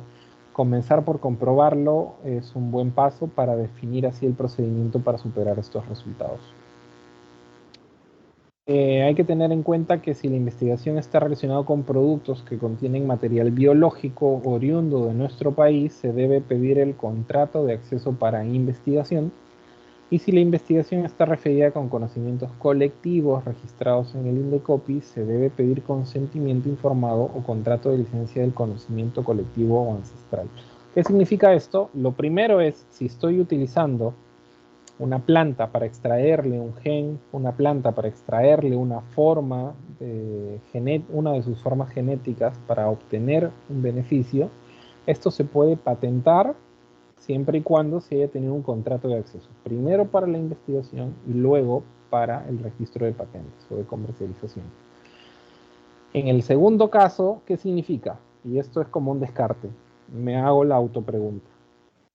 Para desarrollar esta tecnología, este medicamento, ¿no? Para utilizar esta planta o someterla a una planta que está en la vida silvestre, para someterla a un procedimiento determinado, por ejemplo, remojar, moler, secar, ¿cómo se dice? Moler, secar, luego precipitar, hervir y precipitar, o sea, todo ese procedimiento para obtener ¿cómo se dice? Un extracto de una planta. Ese procedimiento fue obtenido porque yo como científico fui probando todas las formas necesarias para obtener ese concentrado de una planta, o fui a conversar con un conjunto de personas que viven en la selva, que conocen la planta y que me dijeron cómo ellos sacan el extracto, y yo lo que hice fue tomar nota y tratar de reproducir ese procedimiento ancestral en un laboratorio y he tenido resultados exitosos y por lo tanto podría ser patentable. Es decir, la respuesta es sí. No hay duda que en el futuro podría tener problemas si es que esto llegara a ser patentado, porque podría tener problemas con la comunidad indígena, nativa o ancestral que me dio el conocimiento para esto. Esto sucede en Perú, en Colombia, en Brasil, en Ecuador, en todos los países que están en el protocolo de Nagoya. ¿Okay? Es el protocolo para el cuidado del conocimiento ancestral. Luego de la investigación, debo tener en cuenta que hay que mantener la vigilancia constante a las publicaciones a fin de que se respeten los derechos de autor y la mención a mi persona como investigador y creador de esta nueva tecnología. Si es que he realizado publicaciones científicas, deben respetar mis derechos de autor, y si he solicitado una patente, tengo que vigilar constantemente que quienes observen el mismo campo tecnológico no vayan por el mismo camino que yo, porque podrían infringir mis derechos de patentes.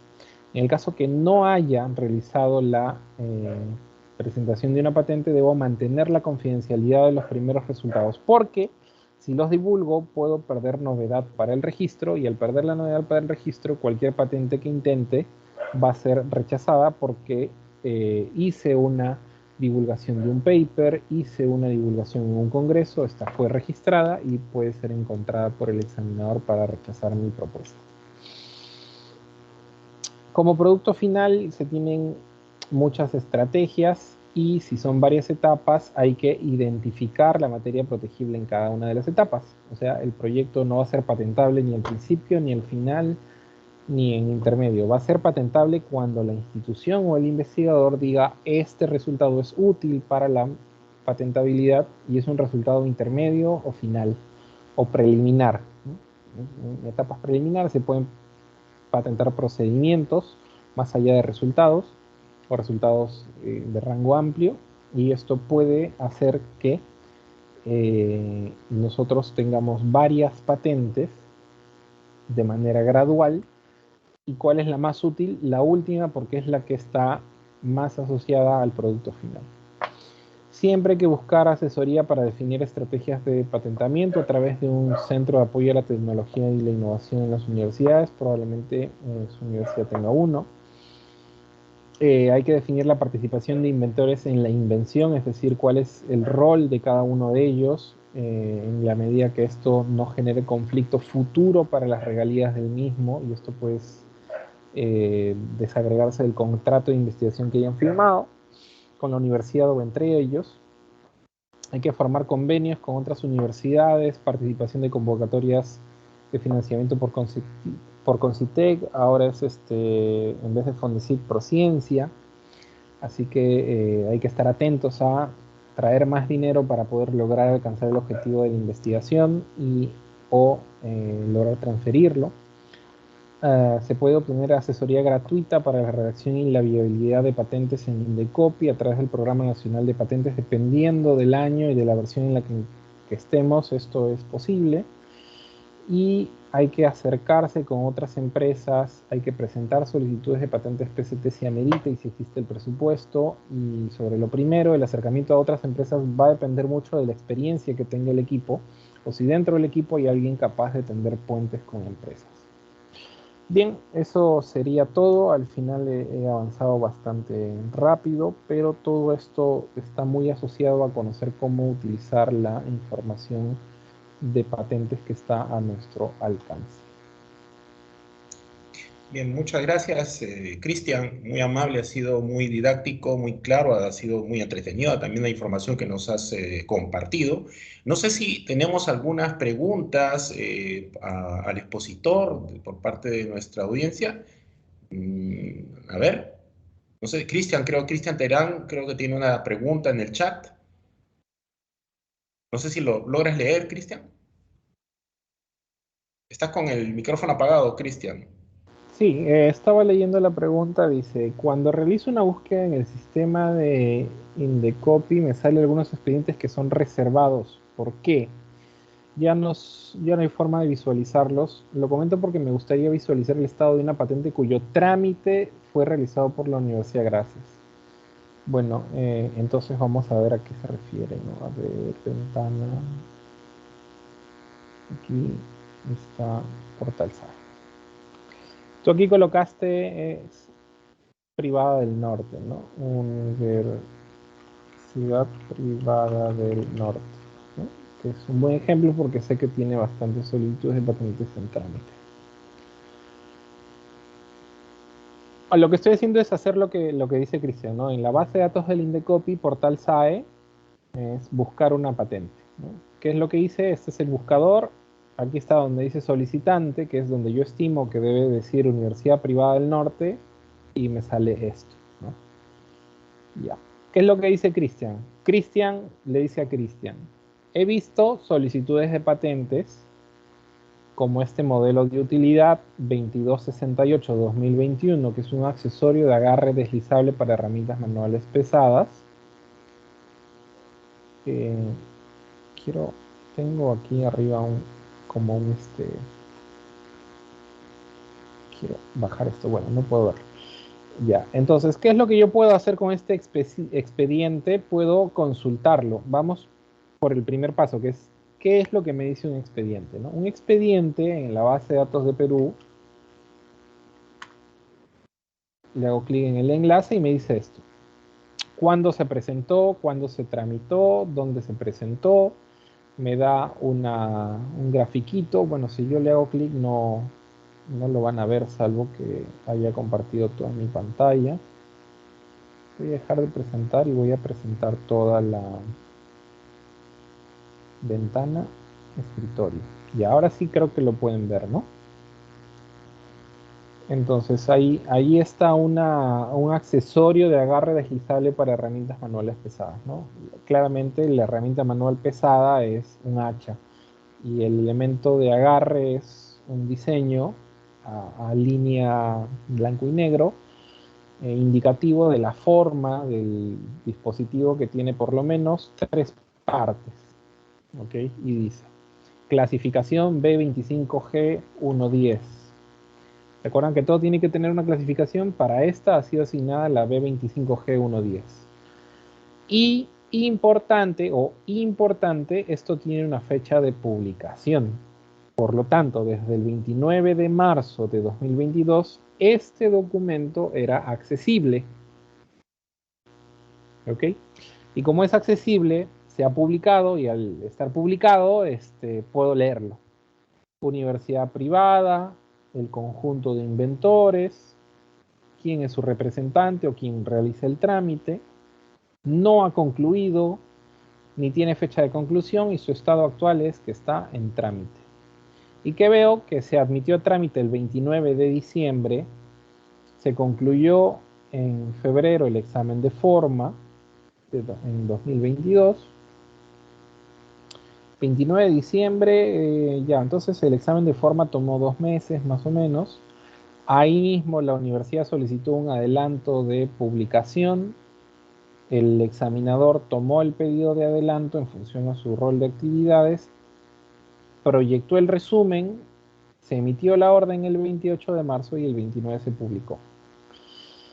¿Qué es lo que sucede aquí? La universidad debe pagar 29 de marzo. Al ser modelo de utilidad, la universidad debe pagar el examen de patentabilidad. Eso es algo que ustedes tienen que saber y que yo sé y que les cuento, ¿no? Por ejemplo, se ha publicado, entonces se le ha notificado a la universidad o a su representante que se ha publicado, ustedes lo saben porque es público, él lo sabe porque ha recibido una notificación y le dicen tienes 3 meses para pagar el examen de patentabilidad para continuar tu trámite. O sea, aquí está, en resumen, lo que quiero decir es que aquí está todo lo que tú tienes que saber para tu trámite desde el momento en el que se publica. Vamos atrás. Y si esta es una patente publicada, ¿qué significan estos expedientes? O sea, nos respondemos a nosotros mismos. Que son expedientes que a día de hoy no se han publicado. Y si revisamos el correlativo 68, 69, 70 y 71, vamos a revisar el 69.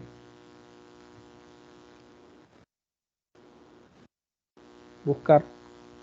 Ah, no.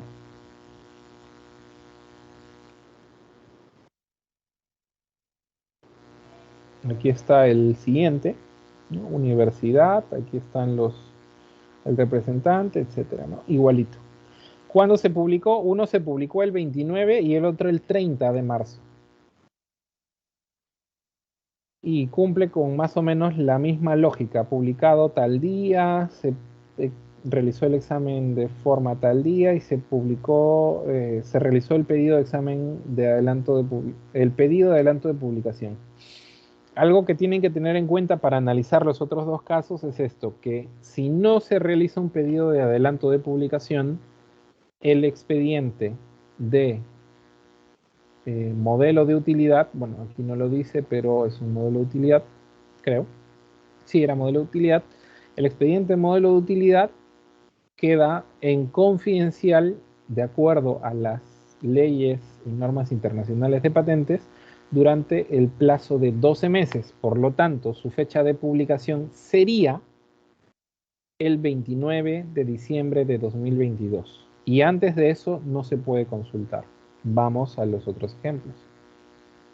Es altamente probable que hayan pasado dos cosas. No lo sé porque no soy la persona a cargo de estos expedientes.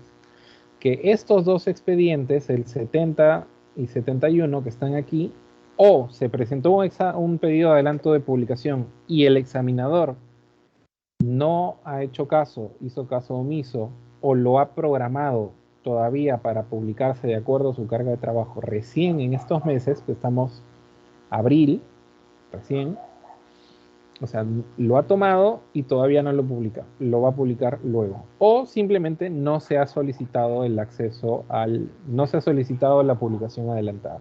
Si no lo ha hecho, bueno, se publicará todavía en diciembre del próximo año, del año 2022, que ya es este año. Próximo año me refiero a 2021, ¿no? Más 12 meses, 2022. Pero si vemos el 72, 73, ¿no? Que son expedientes del 29 de diciembre y así siguen las adhesiones, ¿no? Hay un grupo de expedientes del 29 de diciembre que se ha publicado y estos no. Yo estimo que estos dos son de un examinador que en ese momento estaba de vacaciones y que recién va a leer los pedidos de adelanto y lo publicará ahora este mes. O sea, eso es lo que estimo. O sea, puede pasar, hay seres humanos detrás de estas pantallas, ¿no? Todos los examinadores a cargo de estos expedientes no estaban de vacaciones y el que está a cargo de estos tres sí lo está y cuando lo lea lo va a publicar. Eso puede ser una respuesta. La otra, como no tengo acceso al sistema y a los expedientes reservados, es que tenga problemas de examen de forma y todavía no se puede adelantar la publicación. Entonces, otro síntoma, ¿no? Y aquí Si se dan cuenta, hay todo un conjunto de expedientes reservados.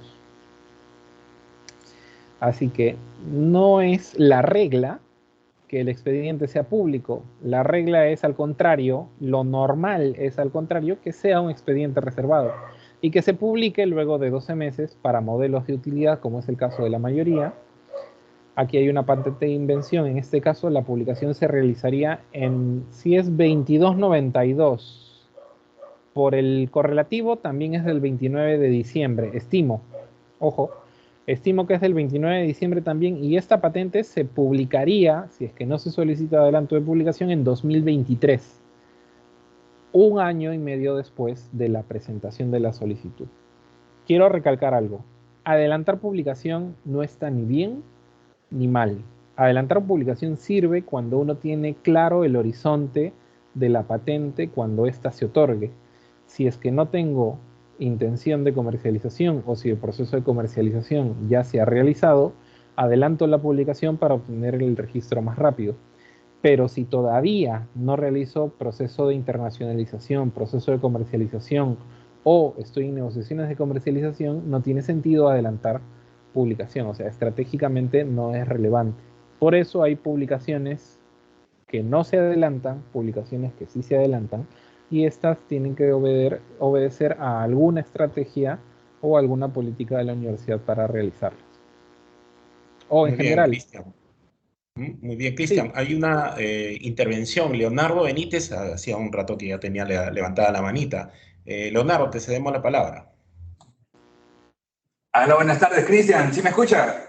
sí, Ya, Cristian, una consulta. Supongamos que yo hago un trabajo que está yendo para tesis con una empresa. Entonces, este trabajo, digamos, ya lo tenemos terminado y queremos saber cómo es el tema de la división de los derechos. Porque, o sea, ya lo queremos patentar y la empresa lo quiere vender a futuro.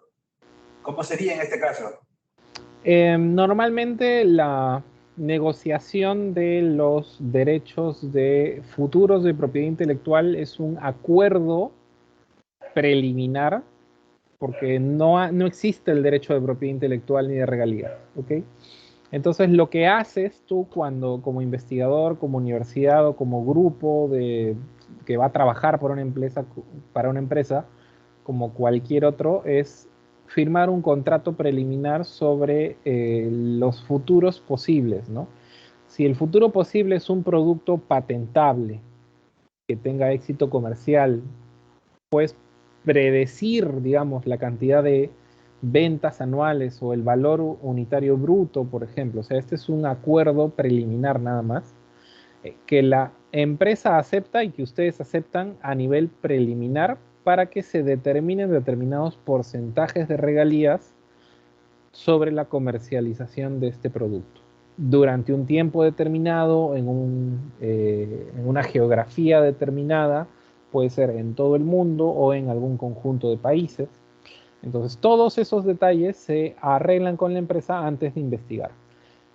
Normalmente no se habla de porcentajes precisos ni muy altos, porque esto desalienta el, la intención de la empresa en invertir, en contratar personal o en desarrollar el producto en sí mismo, ¿no? Normalmente en nuestra esfera empresarial es muy difícil que una empresa acepte un contrato de algo que no existe todavía. O sea, es como cuando vas a comprar pan y te dan la promesa de tener pan, pero no te lo dan, igual pagas.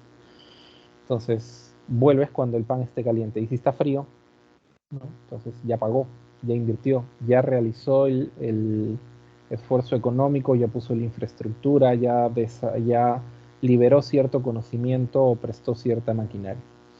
Entonces tiene que haber una compensación entre lo que desea el equipo de investigación o una de las partes y la otra. Normalmente esto se hace negociando en mesa, suponiendo escenarios de venta para saber cuánto dinero en bruto se podría obtener de un producto con las mejores características a las que se aspira a desarrollar, y sobre eso, sobre el escenario óptimo, trabajar una propuesta preliminar de acuerdo de confidencialidad, acuerdo de propiedad intelectual y acuerdo de desarrollo. ¿Qué viene después del desarrollo? Pues sentarse a la mesa y decir, lo que preveíamos ha resultado. El producto obtenido de la investigación es el óptimo y preveemos que se puede introducir al mercado dentro de 6, 8 o 10 meses, desarrollando una planta piloto, desarrollando un proyecto piloto, y el producto, el precio de venta no va a ser el óptimo, pero va a ser un precio de venta de introducción. Y en ese tiempo, los investigadores no van a ganar nada. Se prevé que ganen cuando el producto se afiance en el mercado y haya un flujo constante de dinero y este producto sea un éxito comercial. Por ejemplo, o sea, se me ocurren cosas. Si tú quieres leer un lugar donde te diga qué hacer, no existe. Toma esto como mi opinión y tú genera la tuya propia. No hay una regla de porcentajes, no hay un 70-30, ni un 99.9 y un 0.1. No existe, no está escrito. Solo existen criterios que finalmente se arreglan con el libre mercado en una negociación natural entre las partes, normalmente asesorados por un abogado que finalmente redacta un contrato, un contrato de investigación o preliminar con las bases de lo que podría ser la propiedad intelectual y finalmente un contrato de propiedad intelectual asentando pues la transferencia de la tecnología, ¿no? Finalmente, Cristian Terán te hacía una repregunta respecto de lo que habías absuelto. No sé si la puedes revisar. Está también en el chat. Sí, el representante, o sea, las dos únicas personas autorizadas para preguntar sobre un expediente confidencial es el representante y el, ¿cómo se dice? Apoderado o representante legal, o sea, el quien obra en registros públicos, en este caso de la universidad, porque ahí el titular es la universidad, ¿no? O sea, lo cual está bien, una universidad solicita las patentes. Entonces, Cristian Terán lo que debe hacer es asistir a la oficina de patentes y preguntar por el trámite, y ellos deben trasladarle esta consulta al representante y él debe asistir a Indecopi para preguntar cómo va, o sea, si realizó o no el adelanto de publicación, si se realizó bajo criterio, o sea, todo eso es una, como lo dije hace un momento, obedece a una estrategia de la universidad. O sea, yo ni siquiera me he fijado que tú eres el inventor. O sea, me vas a disculpar, pero supongo que sí, por eso pregunta. Entonces, todo eso, a pesar de que parezca lógico que tú puedas como inventor ir a preguntar a Indecopi cómo va, cómo adelanto, qué puedo hacer yo, no es así. El inventor ha trabajado bajo un esquema que puede ser de contrato de investigación o es parte, en este caso yo respeto mucho cómo la universidad ha incluido tantos jóvenes en estos procesos de investigación que han resultado en productos patentables, pero no se debe perder de vista lo que está escrito. Y lo que está escrito es que la universidad es titular, controla la futura propiedad intelectual y es la que trabaja por la transferencia con la información que le dan los inventores y con las expectativas que estos tienen para lograr negocios o transferencias. ¿Ok? Eso no deben perderlo de vista. Pero lo que está en papel es la universidad es titular, ustedes son inventores y su función es seguir desarrollando, seguir investigando y en el caso de Cristian y de todos los inventores les preocupa cómo va el trámite, pues asistan a la oficina de patentes y transferencia y pregunten allí estimo, Miriam por lo menos, que es a quien conozco bien, los va a atender con gusto y por eso también estamos nosotros aquí, ¿no? Por contacto con Correcto, ellos. Cristian. La última pregunta, creo que está muy interesado Leonardo Benítez en hacer algunas precisiones. Leonardo. Cristian, buenas tardes. Disculpe, tengo todavía una consulta adicional. En la parte de lo que viene a ser el formato de solicitud, entonces, esta empresa que es tercera, ¿entraría su nombre en algún lado en este documento? Eh, Espérame, se me perdió mi ventana de... Ah, sí tengo micro. Sí, claro, o sea, todo eso... Uy, yo no... A ver, voy a ver si me han pasado estas Diapositivas. Toda solicitud de patente tiene tres formas. Que es la... bueno, lo vamos a hacer aquí. Aquí tengo una solicitud cualquiera. Estoy manejando un poco la... Aquí está.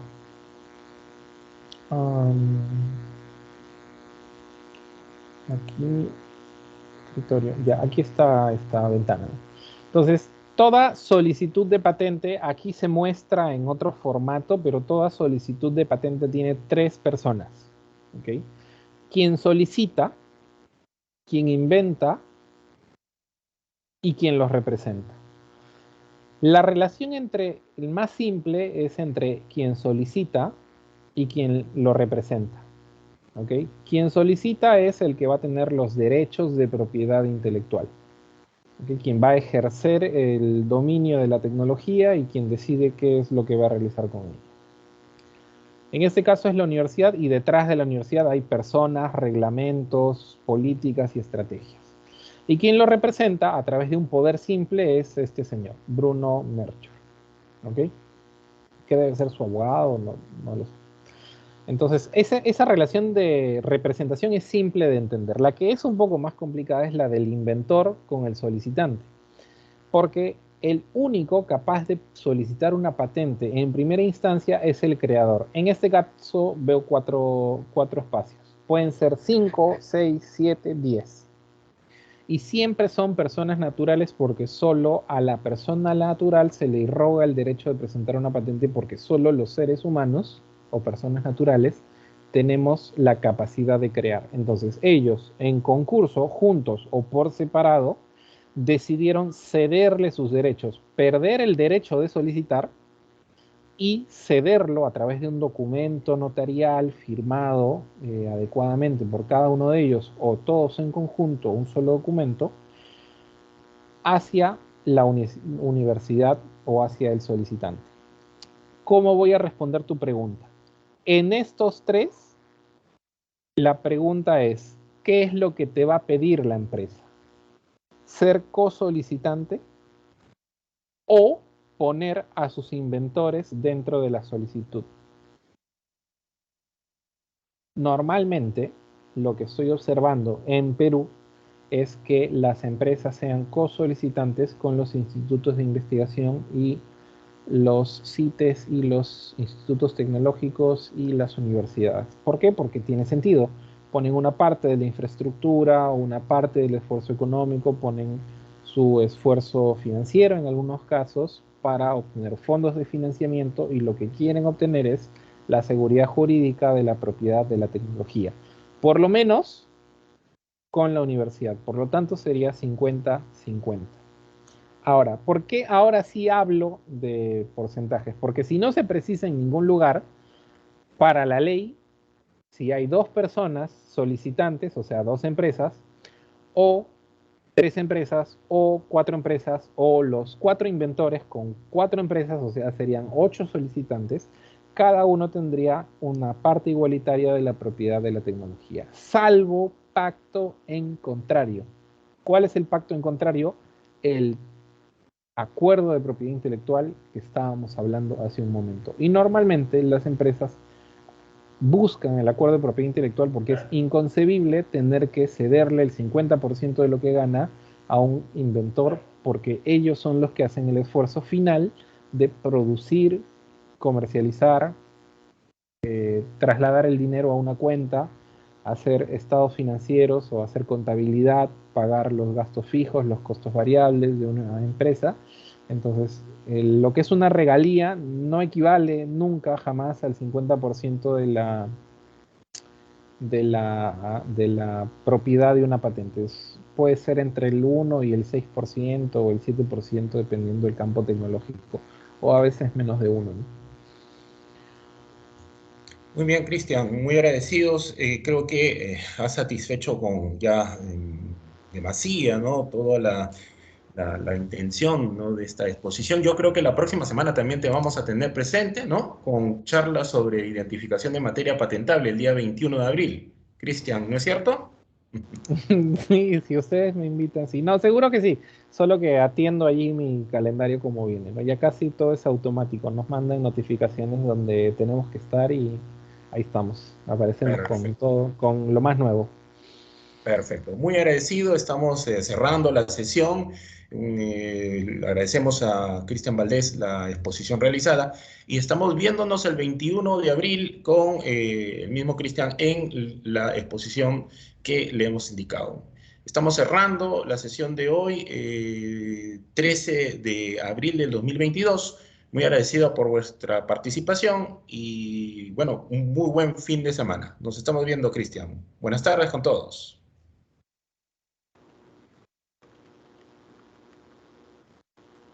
Muy bueno.